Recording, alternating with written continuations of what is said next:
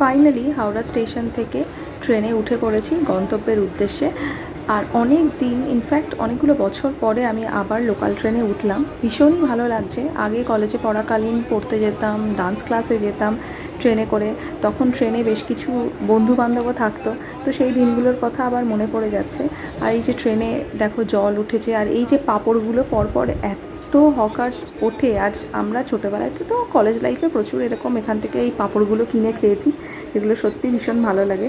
তারপরে উঠেছিল এই লাস্সি টাইপের একটা জিনিস, কিন্তু এর একটা স্পেশালিটি আছে, সেটা তুমি আগে এনার কাছ থেকে শুনে নাও।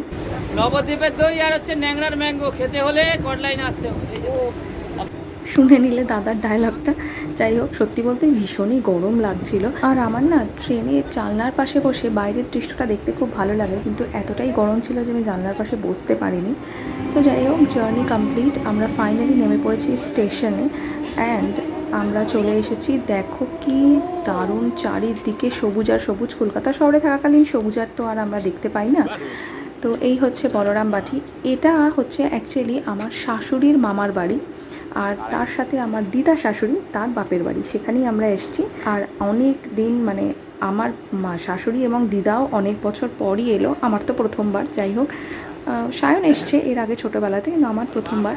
ভীষণই ভালো লাগছে। আর এখানে এসে দেখলাম যে আমার দিদা শাশুড়িও এসছিলেন, তোমাদেরকে পরে পরিচয় করাবো তার সাথে।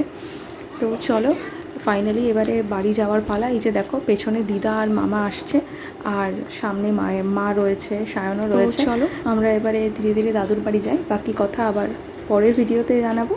ওকে, টাটা।